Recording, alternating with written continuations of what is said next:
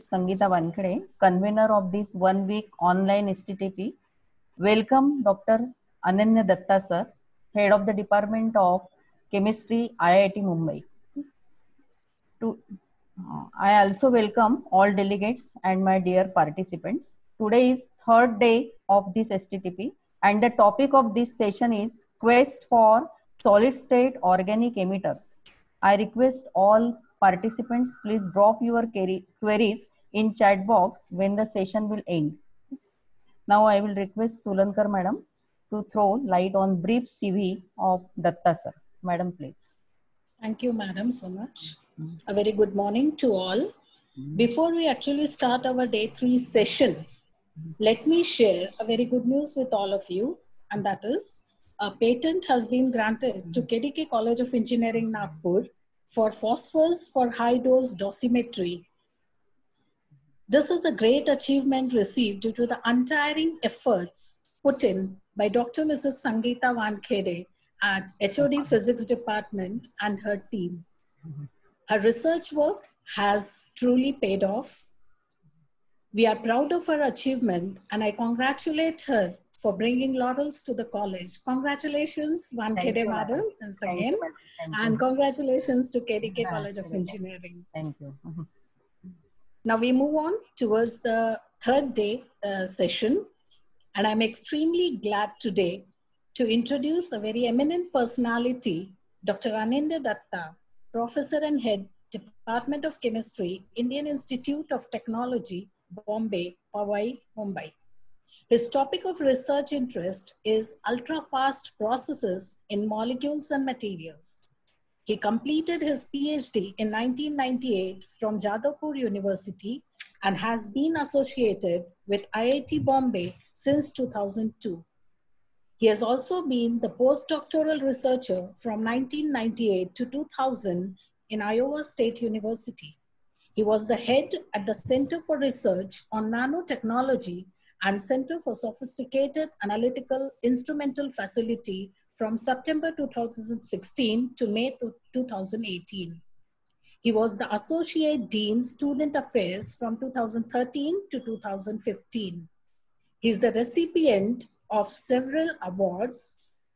A few to mention: a bronze medal from Chemical Research Society of India in 2018, Fellow of National Academy of Sciences India in 2017, Departmental Award for Excellence in Teaching, IIT Bombay in 2017, G.V. Bakor Memorial Award from Indian Chemical Society in 2011, Young Researcher Award from Chemical Research Society of India in 2006, and IIT Bombay Young Investigator Award in 2005.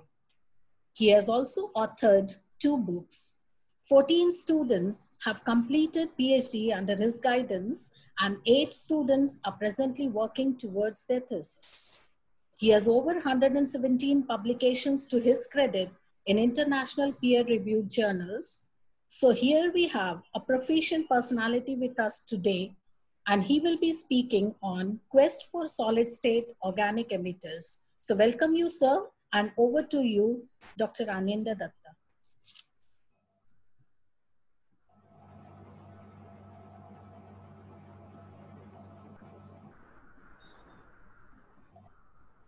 Good morning, everybody. Thank you, Aditi madam, for the kind words. Yes, and thank you, Sangeeta madam, for the kind invitation. It is a pleasure and honor for me to be part of this endeavor of KDK College, and especially so because Professor Moharil is involved in this. He is one person for whom I have great respect. The one time that I met him, I was thoroughly impressed by his scholarship and humility and kindness. I've been to KDK College once in 2018, and that time I presented the starting point of what I'm going to talk about today. So we just take off from where we stopped in 2018, but perhaps with a significantly different audience. Before I begin, madam, how much time do I have?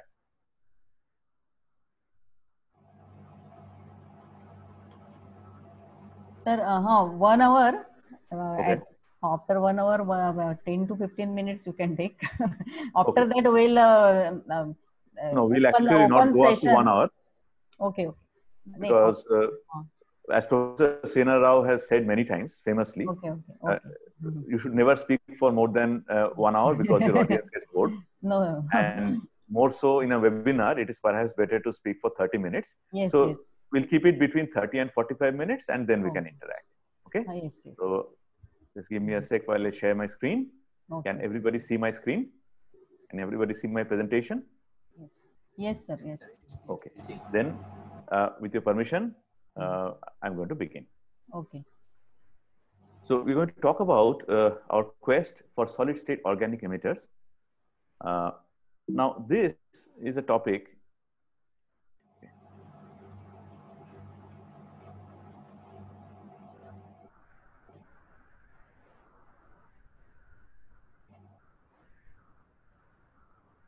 Can you still see my screen?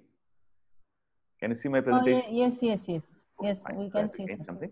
Great. So we'll begin. So the solid state organic photoemitters have become very, very important because organic electronics is no longer a promising field, in the sense that the promise has been fulfilled to a large extent. It is here. We have mobile phones with displays made of organic material. We have light emitting devices made of organic material. So all these things that look like science fiction, things that are foldable and maybe a screen. In fact, when I was in school, I used to have this dream that I'd make a television someday, which I'd be able to roll up and take home in my bag. Of course, when you're in school, you think that you're going to carry your school bag all your life. So my idea was that I would be able to roll the TV and put it in my school bag. And now look at what we have here. You have a TV which you can practically roll and put in your school bag. So a lot of literature is already there in organic electronics. Textbooks have been published. You have this kind of chips which are flexible, and many such applications are already there. In fact, yesterday, unfortunately, I missed the talk, but I guess you heard about the efforts of industry in India to indigenize the efforts to make LEDs and all. All right, so all that's very good. So if it has already arrived, why do you even need to work on it? Why is it necessary to do research on it?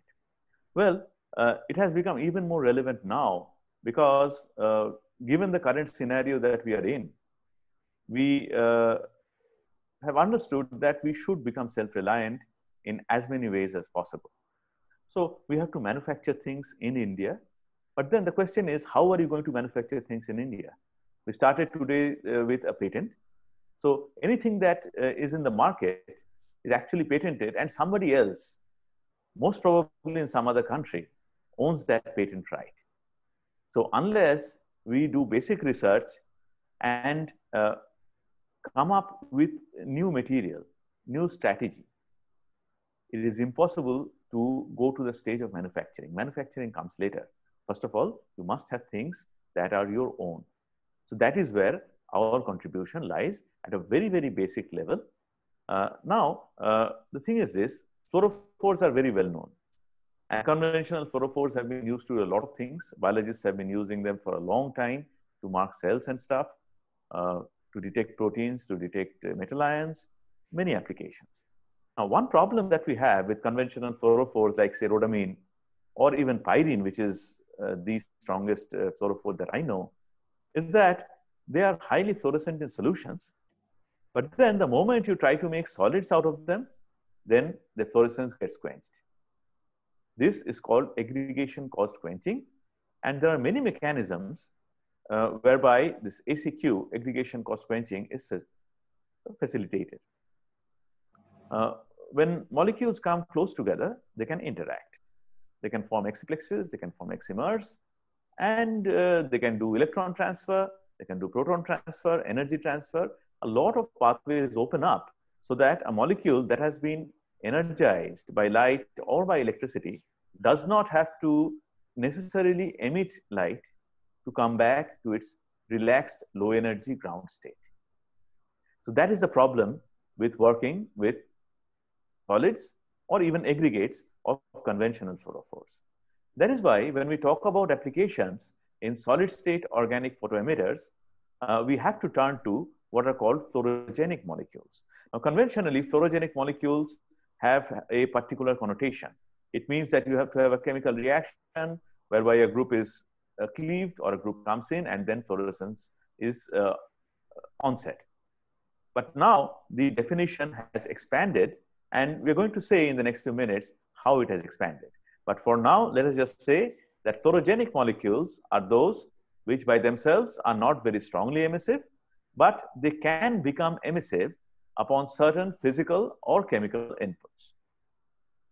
Typically, fluorogenic molecules would have flexible structure, and this flexible structure would open up pathways for non-radiative relaxation.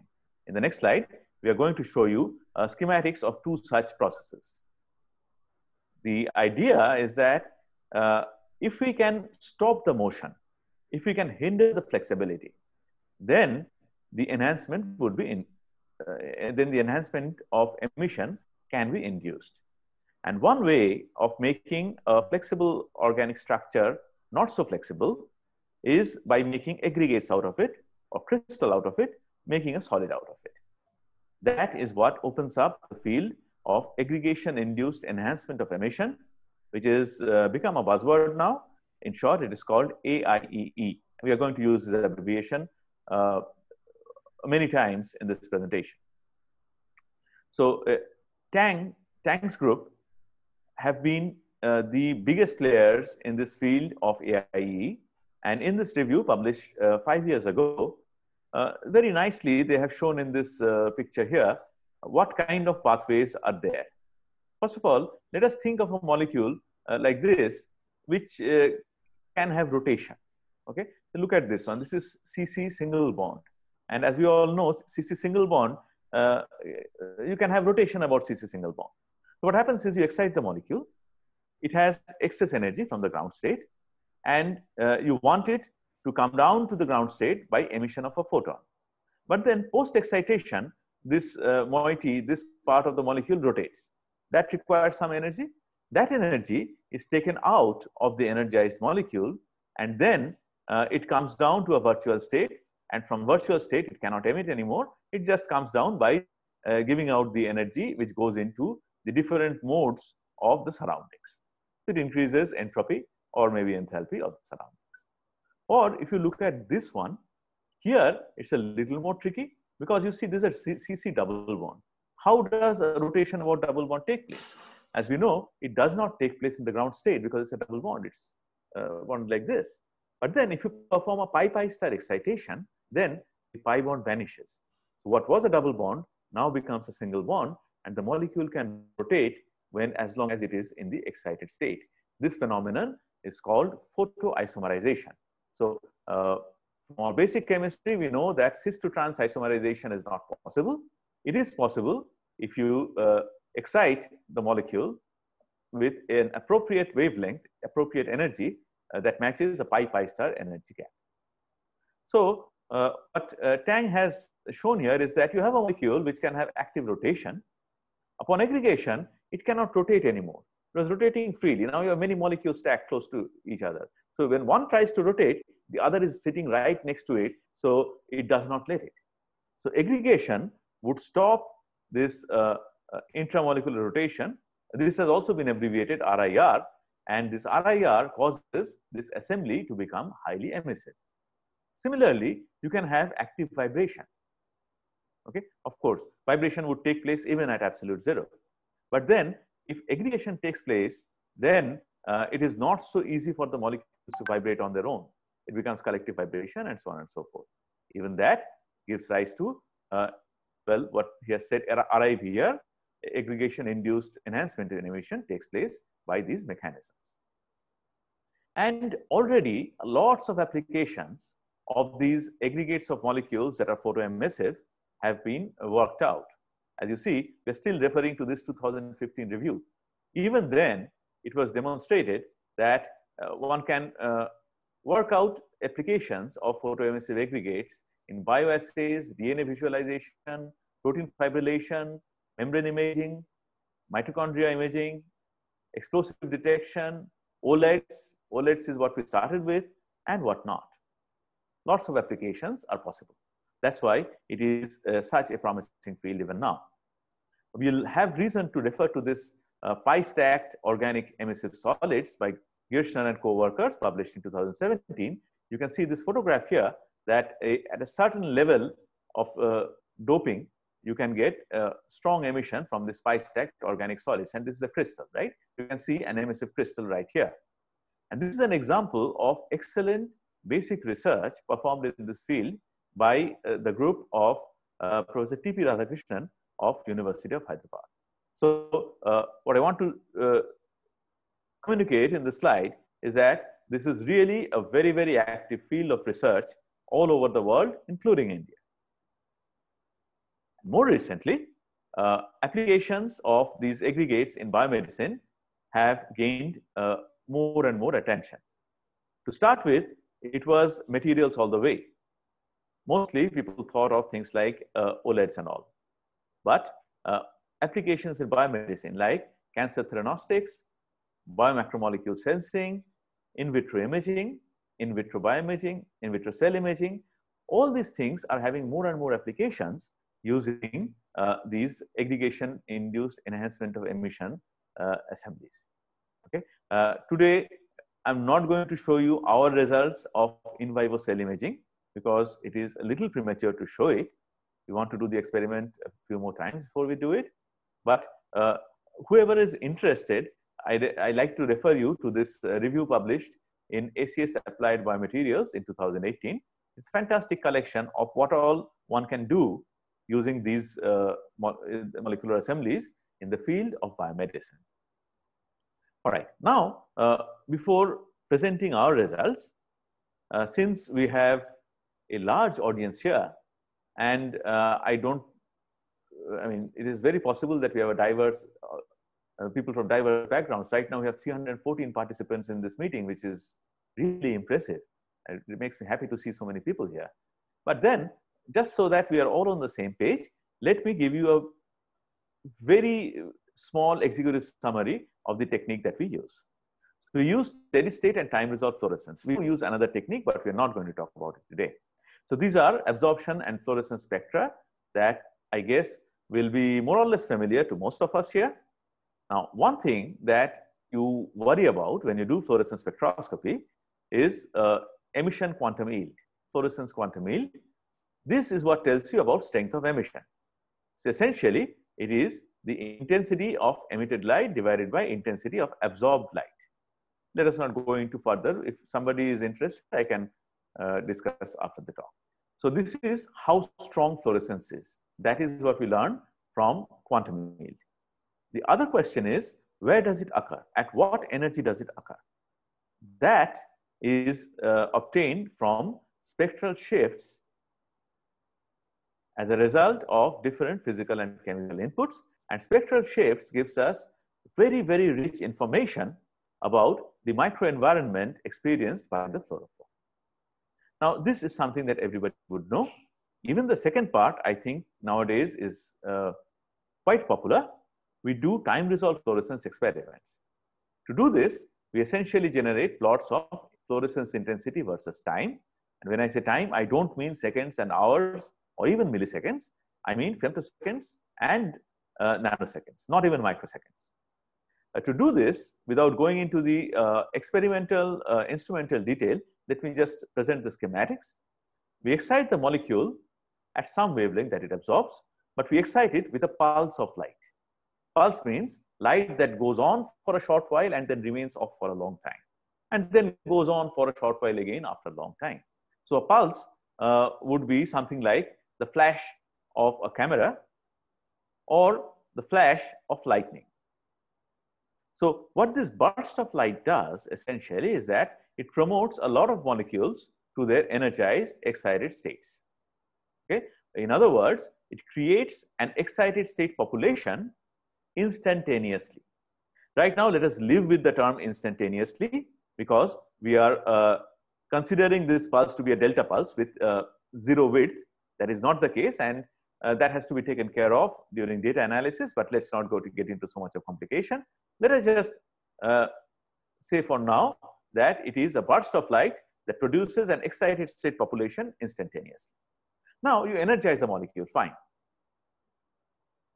After that, the energizing factor, the excitation light, goes off. Does the molecule remain in the excited state forever? No, it doesn't. I mean, you heat anything. Heat a kettle of water and let it be. Turn off the gas. Does it remain heated? It doesn't. Heat is dissipated and it cools down.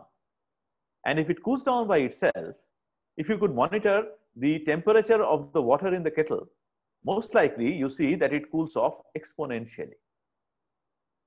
Yeah, of course, there are things like Stefan's law that would come into this, but remember, this is only an analogy.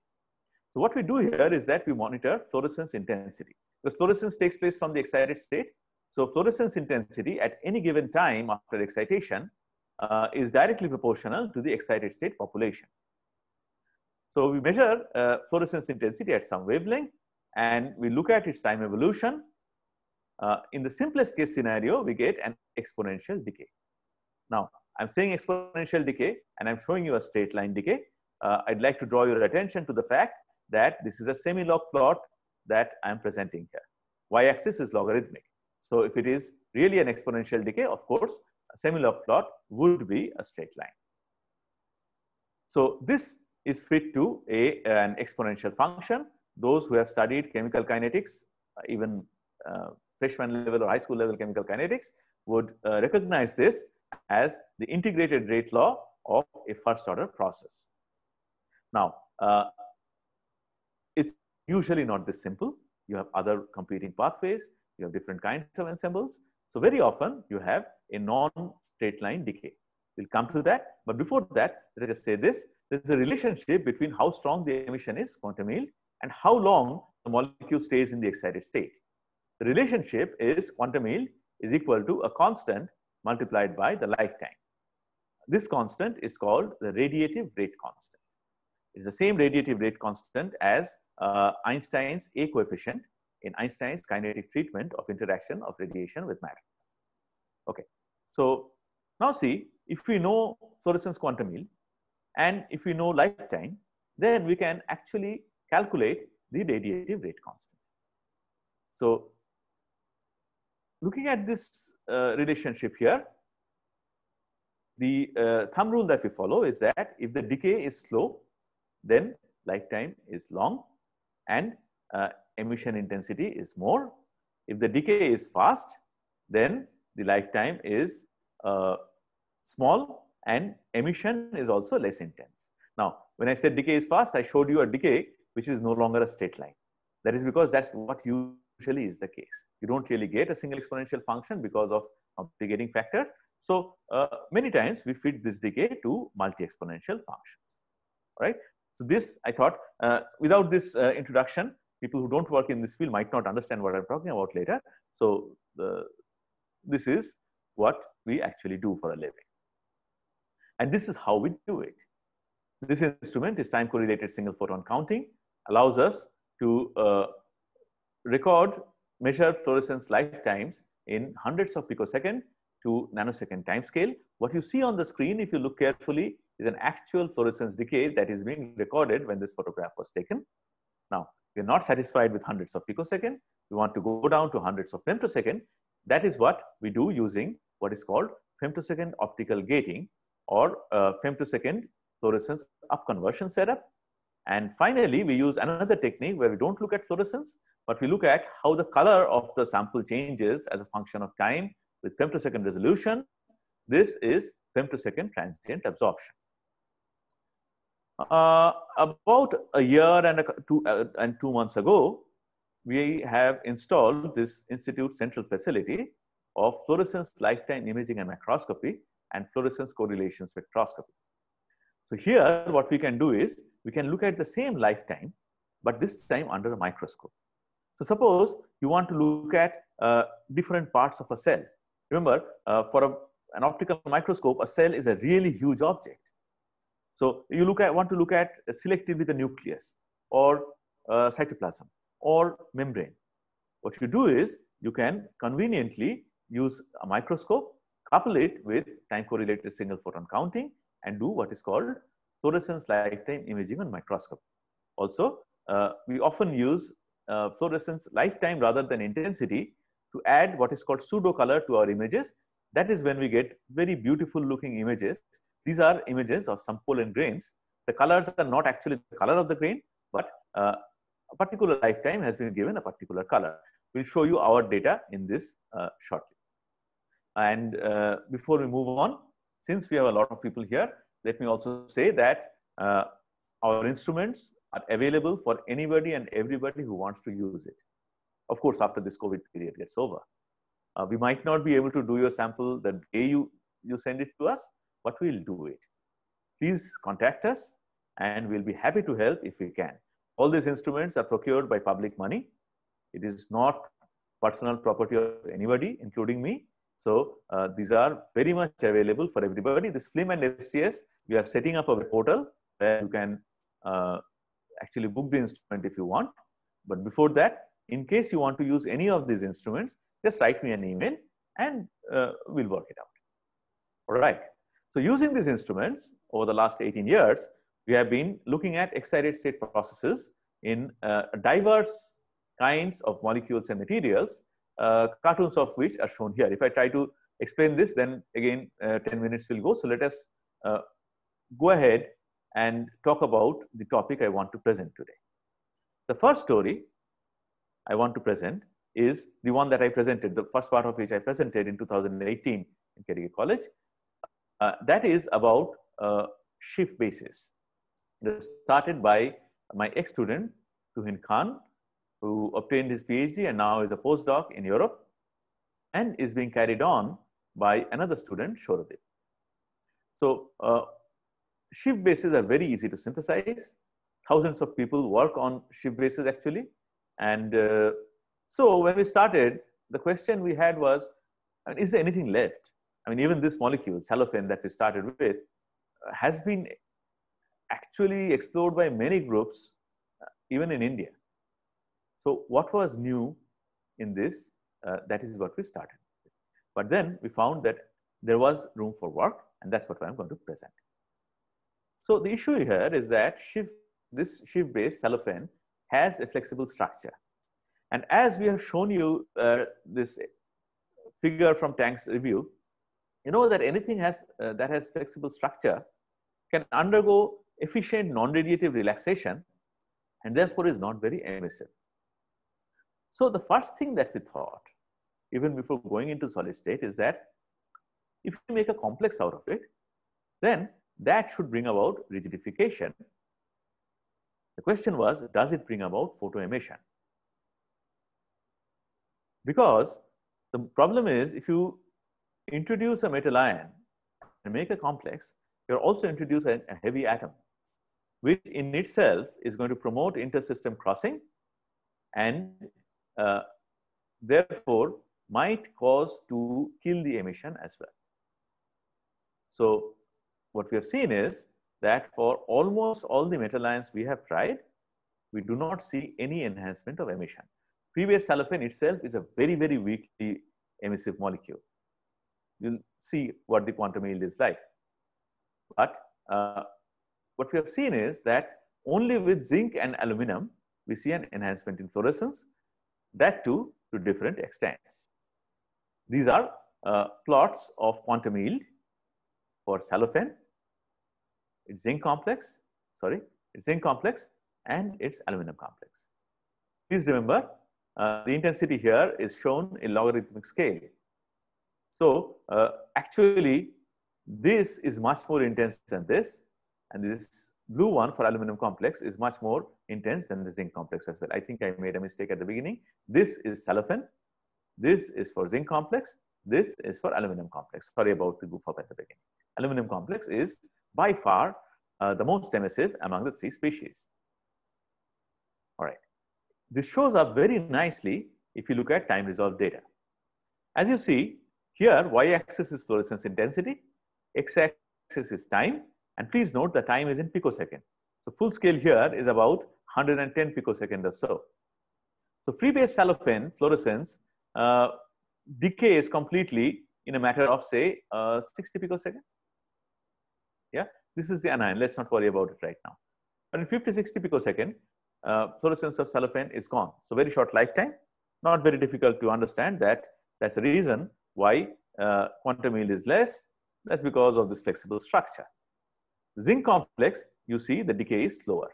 Decay is not completely over even in 110 picosecond.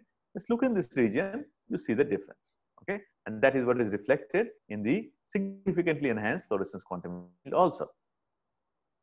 Aluminum complex is way slower. Aluminum complex fluorescence lifetime is way bigger, way larger than even the zinc complex. So much so that it is actually in the nanosecond time domain. Okay, so this gives us a good way of sensing aluminum in presence of zinc or the other way around using cellophane and using its fluorescence lifetime rather than intensity. The question is, why is it that the aluminum complex is so much more fluorescent than the zinc complex? The first thing that came to our mind is things like density of states, intersystem crossing, because zinc is a bulkier atom compared to aluminum, so heavy atom effect would be there. So perhaps that's the reason. But then when we looked at literature, we understood that there could be some structural factor as well. Because in complexes like this, there's always a monomer dimer equilibrium. And what we learned in literature is that for things like cellophane that are good chelating ligands, the zinc complex is usually predominantly dimeric. Now, when the complex is dimeric, what happens is the fluorescent species, the ligands, are coming close together if they're dimeric in this fashion. So when they come close together, you have this aggregation cost quenching by different mechanisms like exciplex formation, right? So we thought maybe, and it was already reported in literature that for a lot of these complexes, the zinc complex is predominantly dimeric, aluminum complex is predominantly monomeric. For cellophane, we actually made the crystal of the aluminum complex and we did extracrystallography and we found that the complex is really monomeric. Unfortunately, the zinc complex we have not been able to crystallize the zinc complex. Not only us, we have requested help from expert crystallographers. The zinc complex just doesn't crystallize. But we do have mass spectroscopic data that indicates that the zinc complex is predominantly dimeric, while the aluminum complex is monomeric. So our first assignment is that this is the reason why the zinc complex is not as emissive as the aluminum complex, because it is true that AIE takes place to a large extent compared to cellophane due to rigidification, but then an additional non-radiative pathway in the form of interaction of these two ligands, cellophane, in the same complex molecule opens up additional non-radiative channels. This is not present in the aluminum complex. So for aluminum complex, it's a happy situation that the only effect is AIE. No additional ACQ channels are opened up. For zinc complex, some additional ACQ channels are opened up. That is why it's not as emissive as this aluminum complex. This is our first hypothesis, and we are going to build upon this story to a great extent. Before that, let me share something interesting.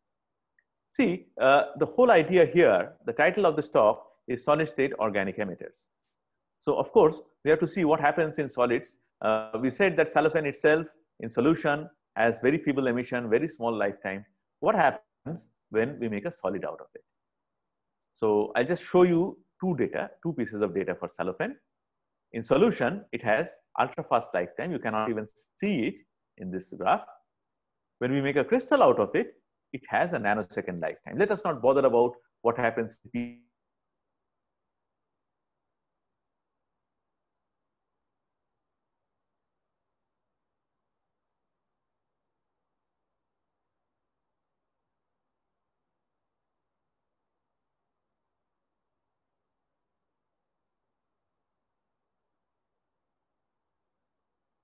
Leave it out in the open, it would absorb moisture, get hydrolyzed, and it would not be there in a matter of 1 or 2 days.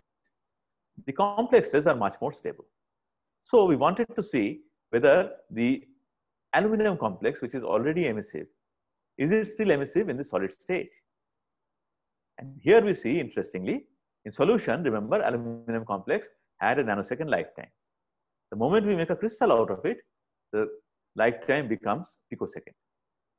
So you have a twist in the tail, complete reversal of trends, and we are heartbroken that our nice aluminum complex that is so strongly emissive in solution is not all that emissive in the solid state where we want it to emit. So it behaves like a conventional fluorophore. The question is, why? And the answer, once again, lies in extracrystal structures. So if you look at the extracrystal structure by zooming out a little bit, we see that free-base halofen crystallizes in this manner. There are two ring systems, remember. The rings crystallize in such a way that they're perpendicular to each other. And also, for adjacent molecules, the rings are perpendicular. So you do not have rings that are parallel to each other. So you cannot have a strong pi-pi interaction, which is conducive to things like X-imer X-triplex formation. For aluminum complex, however, first of all, silophane gets planarized during complexation. It's a monomer, remember. Now, these planarized monomeric complexes in the crystal stack like this. That is what is shown in this figure. And the distance is 3.5 angstrom, which is just about within the range over which pi-pi stacking does take place. So this pi-pi stacking, we think, is the villain here. That is what opens up additional ACQ channels. And if this is true, then this also lends credence to our earlier hypothesis that similar pi-pi interactions are responsible for partial quenching of fluorescence of the zinc complex of silophane. Because the zinc complex, remember, is dimeric already. Pi-pi interaction is already there, even in solution. You don't have to make a crystal out of it. So this solid state experiment also gives us some circumstantial evidence to understand, to make sense of our results for zinc complex in solution. All right. I'll skip this part. What we see is that if you make a small substitution in the complex, you can actually disrupt the pi-pi stacking, and now you can have aluminum complex that are strongly emissive. Remember, that's what we want. Aluminum complex that are strongly emissive because they are chemically stable. So we can obtain that by putting in small little groups here, because these groups are going to have free rotation. So the major non-radiative deactivation pathway changes over. That's one thing.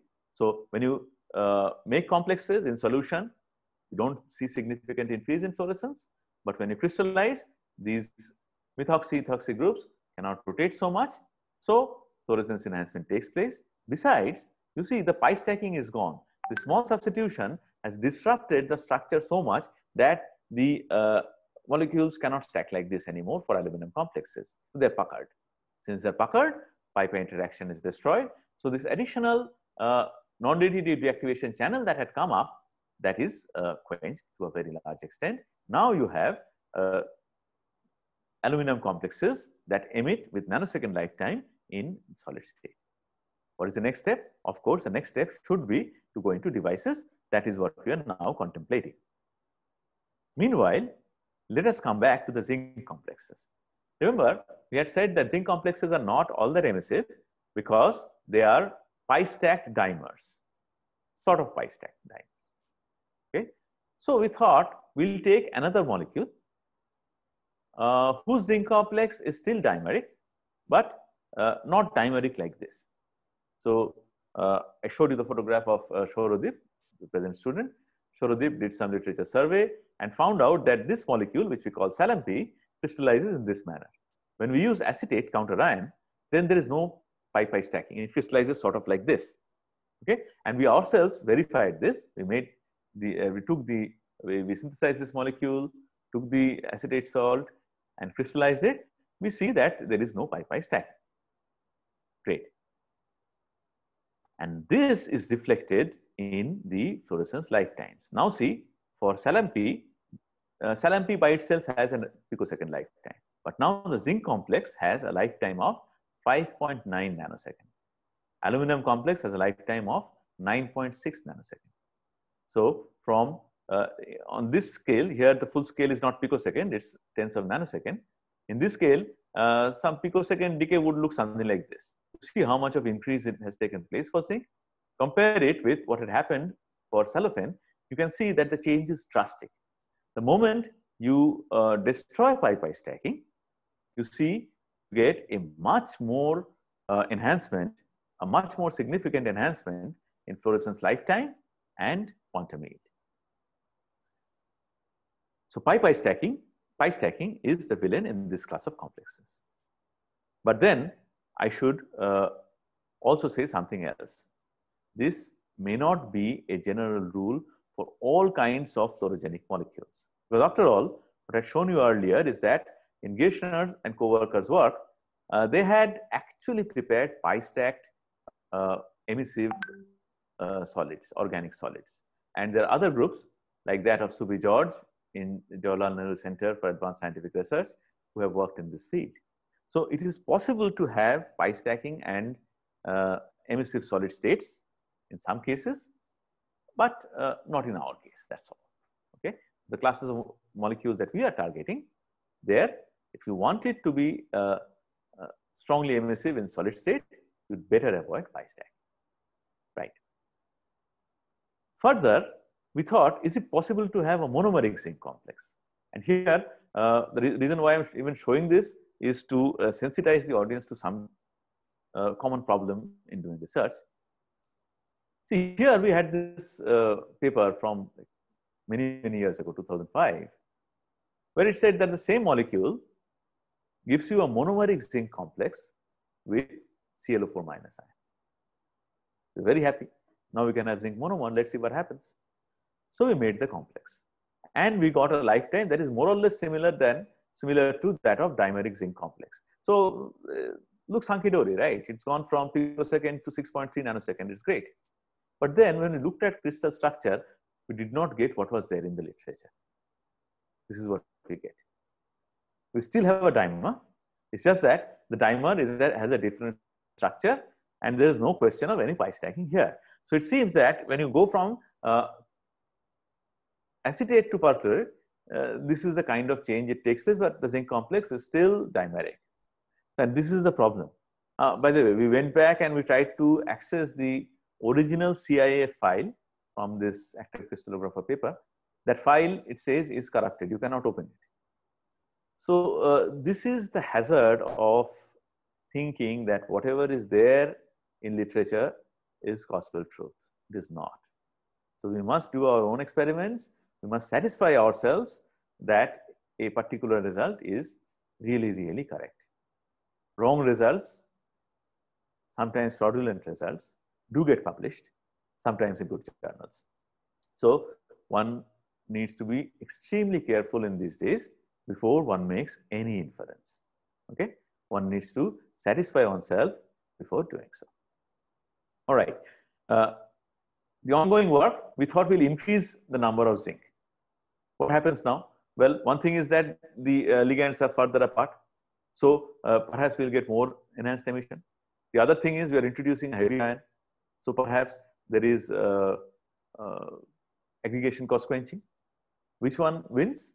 The answer is, at least in the ultra fast time scale, it seems nobody wins. The decays for binuclear and trinuclear complex are absolutely the same. However, when we look at it at a longer time scale, looks like there's a difference. But right now, it is too early to comment on this observation. We are still working on it, right? To conclude this session, let us also say that it is not just structure. Electronic factors do play a role, because after all, the zinc complex has a lifetime of 6 nanosecond, fine, but aluminum complex has a lifetime of 9 nanosecond. So I'll not be surprised if zinc does bring in certain amount of heavy atom effect as well. Okay, after all, we have still not reached the lifetime that is there in aluminum. Okay, that brings us to the end of the first story of cellophane and its cousins. So what we have obtained there is that by complexation as well as by preparing solid matrices and crystals, we have been able to achieve strongly emissive material. Hello. And we are looking into the reason for less emissivity of zinc complex. Okay, I do have one more story. And that story is of what the molecule we call DBMPT. This was introduced to us by our colleague, Professor Anil Kumar. And the work has been done by this former postdoc who's now a faculty member in Odisha. Her name is Anushwa. And now an almost former postdoc is going for another postdoc in Europe, Shomadipta. So again, you see, this has a very flexible structure, very poor emission in solutions. So we wanted to see whether it gives us aggregation-induced enhancement in emission. And this is what we see. We did a very mundane experiment, something that everybody does in this field. We start with a good solvent, acetone in this case, and we add a bad solvent, water in this case, which causes aggregation. Bad solvent means this is not very soluble in water. So first of all, the absorption spectrum becomes broader and sort of messed up. That is because of aggregation. And what you see in fluorescence is that this is a photograph of the acetone solution, nice homogeneous solution, no fluorescence. This is in UV chamber. When water is there, when aggregates are there, you see this bright fluorescence that is there. And this is reflected in spectral shift and enhancement in fluorescence quantum yield. Then what we see is that we get sort of nanorods when we look at this aggregates under electron microscope. So luminescent nanorods, length seems to be dependent on the water fraction. Okay, so this is also a material that emits in solid state. The problem is, you do the experiment on different days, you get different kinds of nanorods, even if you keep the same water fraction. So these aggregates are not very well behaved, not so easy to control.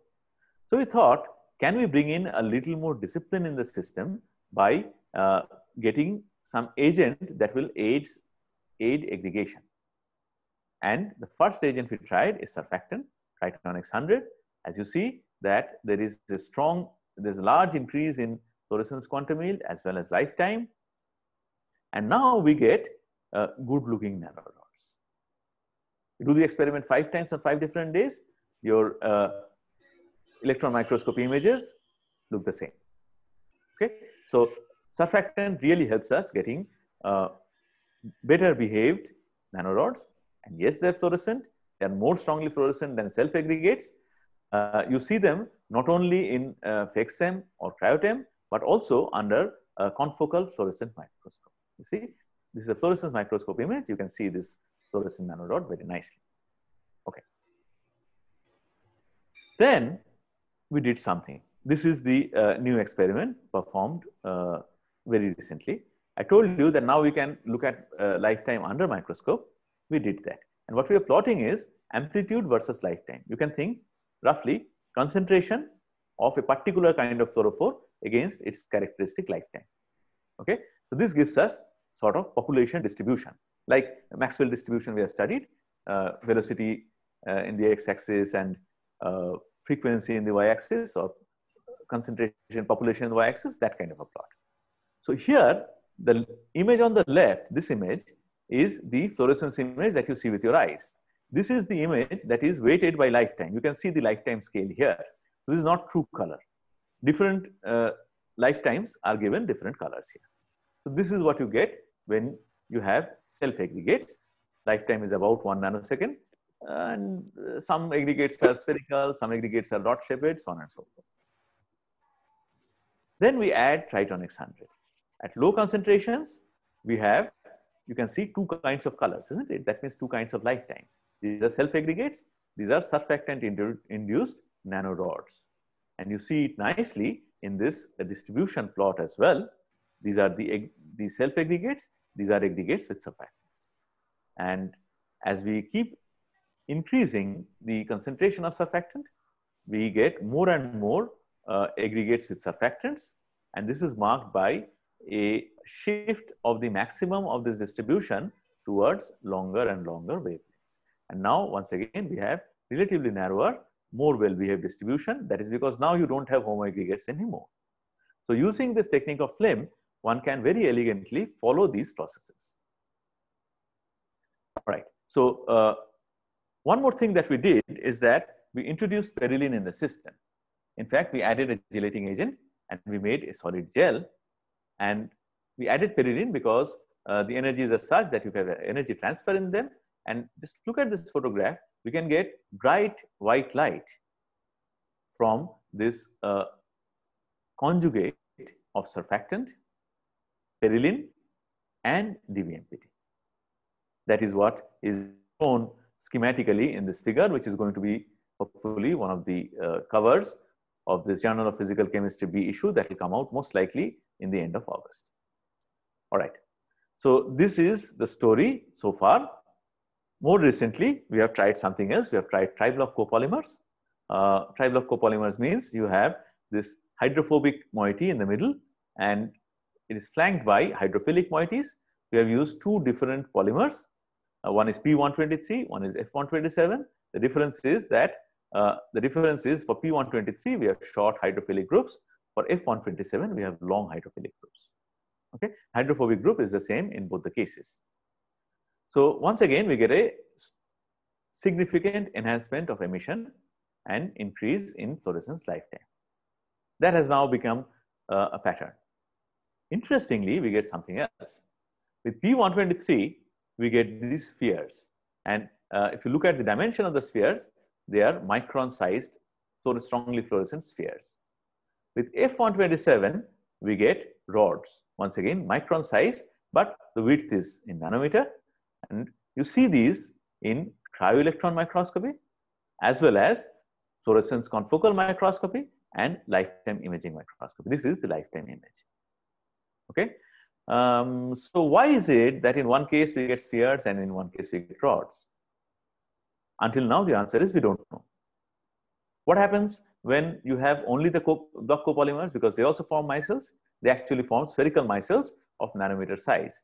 So whatever size we see here, that is not just because of the block copolymer, it is because of interaction of the block copolymer and DBMPT. And we see that the interaction is different depending on how long the hydrophilic part is.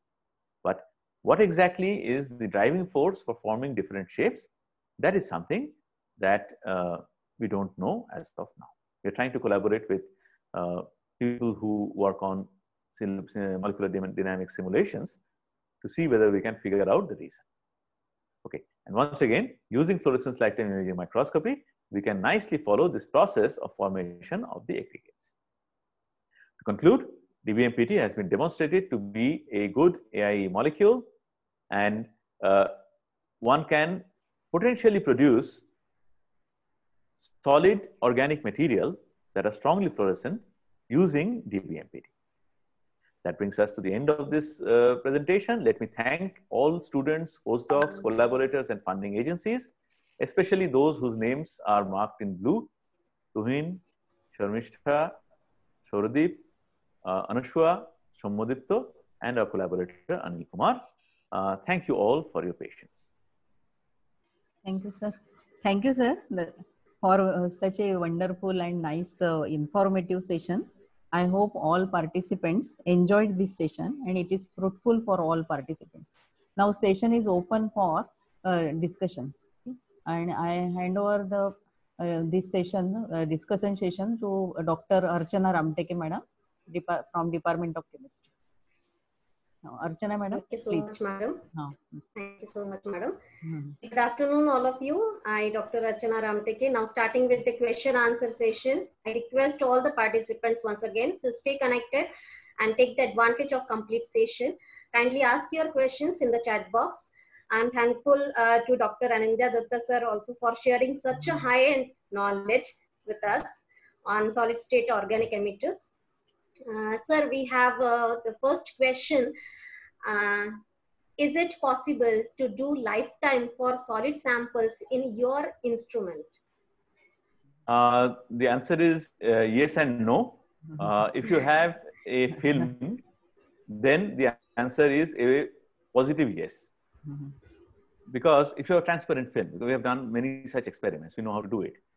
If you have powder, then we have a little bit of a problem because we don't have a solid state holder But we have actually recorded lifetimes from powders as well.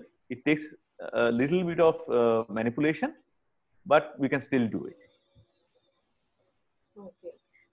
So there is a next question. Is there any strategy in choosing excitation wavelength to record PL spectrum? Yeah, well, if it's a, I'll start with the most at the most general level. The strategy is that you should get the entire fluorescence spectrum, and you should get as much intensity as possible. What I'm saying here is this: if possible, excite at the absorption maximum. But then, very often for compounds like, say, perylene, there is a significant overlap between absorption and emission spectrum. And whoever has done fluorescence spectroscopy would know that you have to start recording the fluorescence spectrum 10 nanometer, at least 10 nanometer after the excitation wavelength. So suppose your excitation maximum is at 600 nanometer and emission spectrum starts at 500 nanometer. If you excite at 600 nanometer here, then you can record from 610 nanometer only. So all this region of 500 nanometer to 610 nanometer, where your emission spectrum is there, is going to be missed. That's not a happy situation. In that case, you should move away to two end of the spectrum and excite maybe at 400 nanometer or something, so that you get the entire emission spectrum. So the answer would be peak maximum if possible. If not possible, 10 nanometer higher energy, so 10 nanometer less than the wavelength from which the fluorescence spectrum begins. The smallest wavelength from which fluorescence spectrum begins. Have I been able to answer the question? Yes, sir. Sir, then what does it indicates that if the PL excitation wavelengths of different thin films of varying thickness samples are same? So if we do, so I start with an assumption that they're actually same. First of all, thin film samples may not always be same. If you look at intensity, there's a problem, because depending on the thickness, even if the microscopic structure is same, you can get different intensities if you look at different points. That is where lifetime becomes very important, because lifetime tells you, lifetime is an intrinsic quantity. So it's like, say, mass and density. Mass depends on how much of something you take. Density is independent of that, right? You take this much of cotton or this little bit of cotton, density is same, but mass will be very different. So similarly, lifetime is going to be the same if the microscopic structure is same. So lifetime is a better thing to look at using when working with thin films or any potentially heterogeneous system. Okay. Sir, our participant Aparna Bhake is want to know what do you mean by intensity in arbitrary units? All right, that's a convention. The thing is this: you record a fluorescence spectrum. It's a plot. So x-axis is easy. It is wavelength. Y-axis, depending on which instrument you use, it will give you some value. 10, 20, 100, 1000, 1 lakh, 2 lakh, 5 lakh, 1 crore, whatever. Now the thing is, I record a spectrum on one instrument. I get the maximum to be 1000 counts. I'm calling it counts for now. I record it in another instrument. I will get maybe 1 lakh or 100. Or if I change the slit width, it will change. Or even if I use it, if I record on the same sample, same condition, different times, it may change. Because the problem is this: the fluorescence intensity that we get right out of the instrument is dependent on many things. What is the absorbance at the wavelength you excite? What kind of slit width you're using? What is the voltage of the photodetector you're using? And sometimes other conditions. Okay, so you can only get relative numbers. So this 1000 doesn't have any meaning as such. What you have to do is, at the same time, you have to record a standard sample whose quantum yield is known. The most common example is quinine sulfate. Its quantum yield is 0.55, I think. So you record quinine sulfate emission spectrum, record your excitation emission spectrum, And then you compare the areas after correcting for change in absorbance, if any. Then you can talk about some intensity. Until you do that, whatever unit you write is arbitrary. That is why it is conventional to write arbitrary unit for fluorescence intensity. Thank you, sir. Sir, next question from Dr. Rujuta Joshi. Generally, humidity factor is known to quench luminescence. In these complexes, preparation, how the quenching is controlled? I'm sure that factor is bringing in some sort of quenching here as well. But the issue is competition. When we make solids out of these or we make aggregates out of these, always opposing factors will come into play.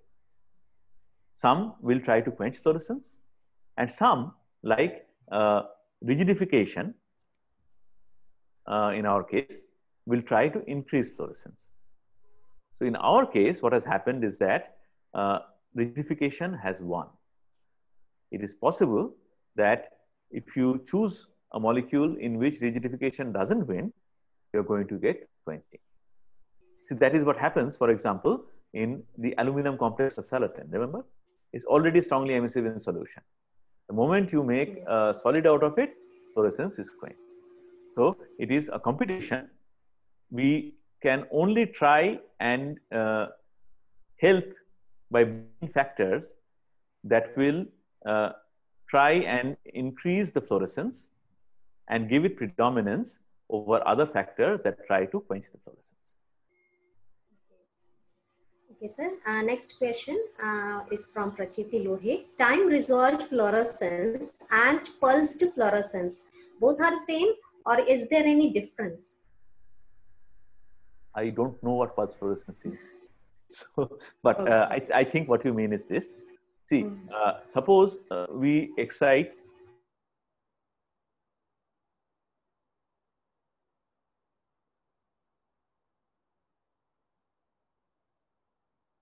is put on the light, fluorescence goes on. Then put it off, fluorescence will go off after a few nanoseconds at most. Nanoseconds is something that we cannot detect with our eyes, right? We need instruments. So what we'll see there is that the moment excitation goes on, fluorescence goes on. Moment excitation goes off, fluorescence goes off.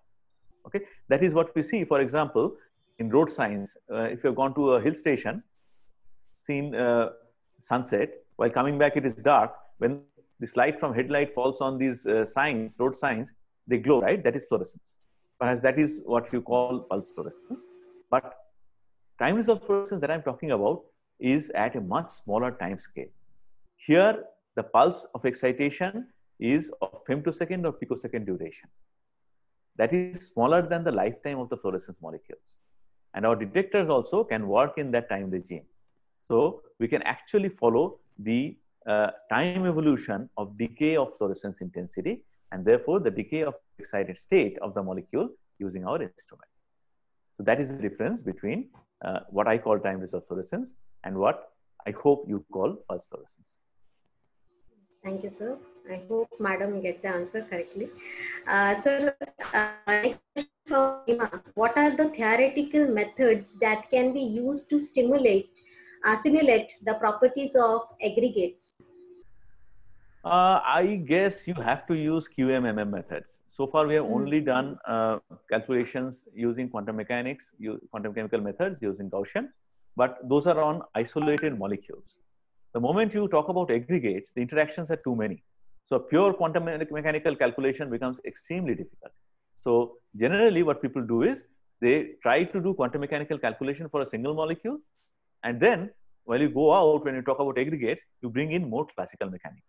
So there are many QMMM packages that are available that are used. We're trying to collaborate with somebody who works in that field to understand this mechanism of formation of rods and spheres, as I said. Sir, what is the use of white light emission asked by the Akansha ma'am? We want to make organic molecules that will replace the LEDs that you presently use. So your LEDs give out white light. That's why we want to make white light emitters. Sir, next question. It's been asked by Rujuta Joshi, madam. Does this kind of complexes can be helpful to control COVID-19? We have not explored it in that direction. Yeah. To be honest, no new compound is being right now tried to fight COVID-19, because the problem with using a new drug is that it takes about 20 years from lab to market. So now COVID-19 outbreak is today. So if the solution comes 20 years later, it may not be relevant. So what people are doing across the world is that, and this has become a new buzzword, I also did not know it 2 months ago, they're trying to repurpose already existing drug molecules. Molecules that were already there. The Ebola outbreak was there. Some molecules were used at that time or not used at that time. But some antivirus activity is there. That is where the thrust is right now. I don't think many new molecules are being used, because we don't really know what the toxicity of this is. All those factors is going to delay things. So repurposing is a better way to go. Okay. Sir, next question. What is the biological application of these polymers? We have not, well, we have done one experiment in which we have been able to insert these DBMPT block copolymer aggregates into cells. And we have been able to see that they localize in one particular part of the cell. So one can selectively image, especially using lifetimes, that part of the cell using these aggregates of DBMPT and these block copolymers. If we use DBMPT alone, DBMPT just gets scattered all over the cell. But these aggregates seem to have a preference for certain subcellular organelles. So imaging different parts of a cell, that is where the application we are targeting at the moment. Sir, will there be any difference between emission spectra, particularly wavelength maximum, for the same sample when recorded in solid state and solution form? Usually, yes, because generally the position of the emission maximum is determined by what kind of microenvironment is it in. Is it rigid? Is it polar? Is it non-polar? Does it have electron donating groups, electron accepting groups, all these things. So this microenvironment usually changes very drastically upon going from solution phase to solid phase. This is usually reflected in a spectral shift. Thank you, sir. Sir, next question. How can we control aggregation to get uniform rods? What we have been able to do is that we have been able to vary the composition, how much surfactant you have given or how much polymer you have given and how much organic molecule you have given. We have seen that the size of rods depend very much on this composition. So that is right now the major factor for controlling the shape and size. Thank you, sir. So which method is used for preparation of samples generally? The synthesis, if you're asking, synthesis is really very easy. Synthesis of Schiff bases is something that you can get in I.L. Finar's organic chemistry book. We have followed. There's a one-pot reaction. Very simple. Otherwise, we could not have done it. I think many of you are from physics background. I'm a chemist, but I'm a chemist who does not know how to synthesize molecules. I'm very bad at that. But this synthesis is so easy that even we can do it. So that reaction is very simple. And then what is more important is purification. Because actually I spoke about this when I came to your college in 2018. Once again, in literature, there were a lot of wrong reports about the fluorescence properties of cellophane. And we were confused when we started because you have like two kinds of data available in literature, which one is correct. But then we found out the problem was that when you synthesize cellophane, cellophane contains a very highly emissive impurity, most likely and benzemetazole. So unless you purify it properly, all your results are going to be wrong. So we did very careful preparation. After synthesizing the sample, we crystallize it 3 times or 4 times or as many times until, well, now let me say this also. When you're working with fluorescence, if you can record excitation and absorption spectrum, the only way you can be very sure that your sample is pure is to see whether your absorption and excitation spectrum are exactly superimposable or not. If they are not, then you have heterogeneity in the ground state. In 90% of the cases, this heterogeneity is actually an impurity. So this is a very big hazard of doing fluorescence spectroscopy. And unfortunately, many people don't understand. So they think our NMR spectrum is clean. So we have got pure sample. No. I mean, fluorescence pure and NMR pure are not one and the same. In fluorescence spectroscopy, if your sample is intrinsically not very fluorescent, and if you have a sample whose quantum yield is close to unity, then nanomolar or less amount of impurity can actually completely dominate the spectrum. Don't forget, for the last 20-25 years, people are looking at single molecule fluorescence. Okay, even one molecule can give you fluorescence that you can see. So even if NMR spectrum says your sample is pure, it may not be pure to an extent with which you can do fluorescence spectroscopy. So we have to purify the sample. Different samples have to be purified in different ways. These ones, usually repeated crystallization works. For some, we have to do vacuum sublimation, and then we have to make sure that the solvents are also absolutely pure. Doubly distilled or triply distilled water, spectroscopy grade solvents. Again, we actually take spectroscopy grade solvents and we purify them as well. We distill them over calcium hydride and different things. Because spectroscopy grade solvent out of the factory did not mean spectroscopy grade solvent after it has spent few months in your lab. It can absorb moisture, it can go bad, many things can happen. So there are many steps in sample preparation that one needs to take care of. Okay, thank you, sir. Most important question again is it's been asked by the Mohoril sir. Solid samples can be studied, but we have to take our own sample holder that will fit into the instrument. Rupesh Talewar had done that. Yes. Actually, yeah, I should mention this. Rupesh has made this beautiful solid state sample holder at a very minimal cost. I don't know whether he has been able to commercialize it as yet. If he has, then I want to buy it, because it's going to be Yes. 3 orders of magnitude cheaper or 2 orders of magnitude cheaper than the commercially available one. And it works beautifully. I've seen it. Very simple solution that Rupesh has done, and you get excellent spectrum from there. Thank you, sir. Sir, next question again from Bharti sir. MOF with heavy metal have what type of results? MOFs have been used for sensing. I did one collaborative work with it. There also, see, even MOFs, heavy metals can be emissive. It all depends on where is the emissive species and where is your heavy metal. In a solid 3-dimensional structure, if the heavy metal is electronically decoupled, sufficiently far away to be electronically decoupled from the fluorescent emissive species, then you still have some hope. Otherwise, there might be a problem. Okay. Sir, again, Mohoril sir want to ask, energy transfer possible for organic molecules? They call it as antenna effect. Yes. So what we see in this white light generation, we think is antenna effect.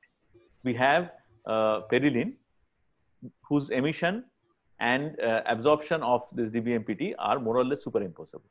So we think that for this Forster resonance energy transfer is taking place, and this thing is working as an antenna. The only problem is somewhere in the emission, we should get a rise in the time evolution. If that is the case, so far we have not been able to detect it. We are still looking. So thank you, Mohoril sir, for that question. Extremely important question. Okay. Sir, next question from Sharma sir. What mechanisms do you anticipate for an increase in the lifetime Also, is there a possibility of energy transfer in organic molecules, as is the case with the inorganic systems? I'll answer the second question first. Actually, it was asked partly by Professor Moharil already. The answer is yes, of course. First one, in the two kinds of molecules we have worked with, it is a free rotation that is present in the molecule and which gets quenched upon aggregation, that is responsible for enhancement of emission. But we have worked on other molecules where the mechanism is photoisomerization. So in photoisomerization, upon excitation, two segments of molecule have to rotate with respect to each other, right? So you take a molecule like that and make a solid out of it, even though pi-pi-star excitation has taken place, this segmental motion in the molecule is still hindered. And fluorescence does go up, but in a different wavelength than from the locally excited Franck-Condon state.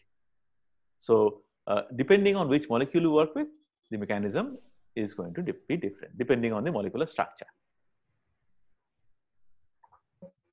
Other than which software is used to plot the chromatic spectrum from optical absorption? Is the software available in online free? I know the answer to the second question is yes. It is available online. We download it from there, but unfortunately, I have forgotten the name of the software. Just search for free software CIE plotting, and it is going to come. Okay, sir. Thank you.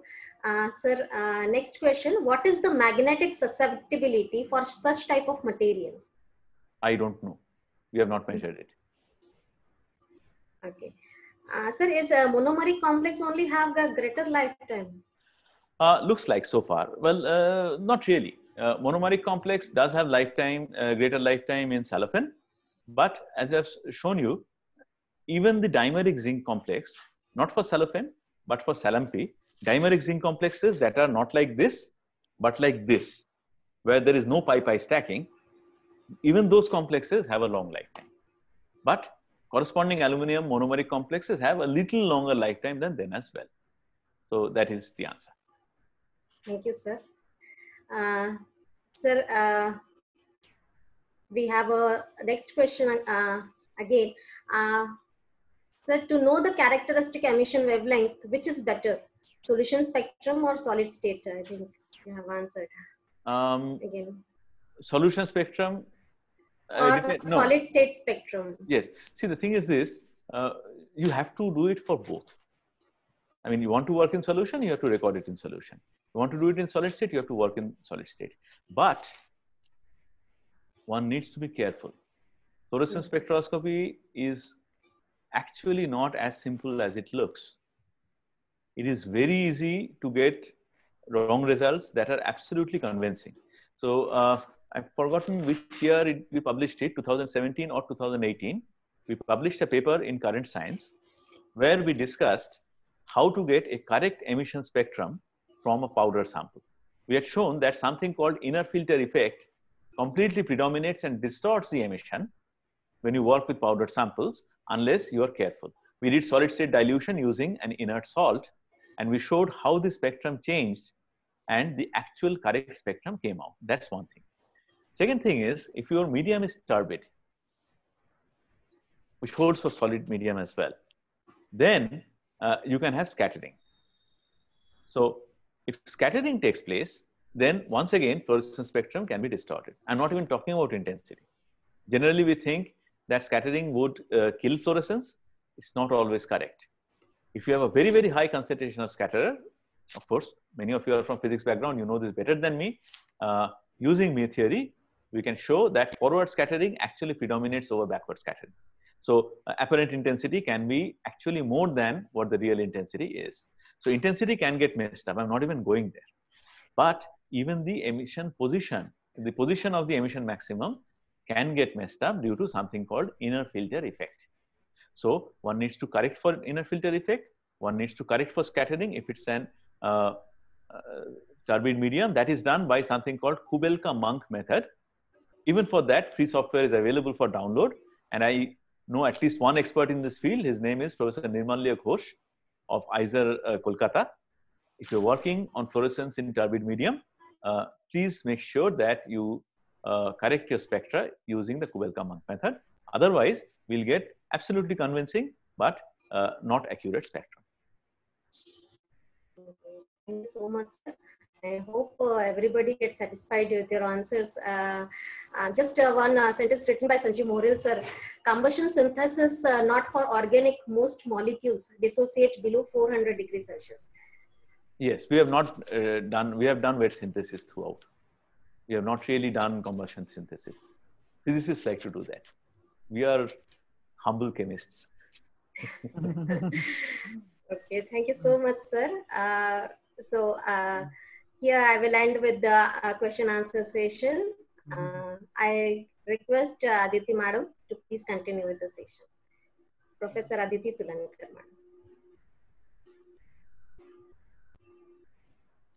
Thank you, Archana madam.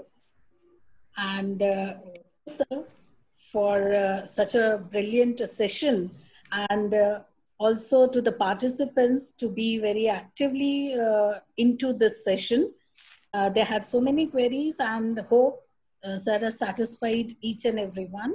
So thank you everyone.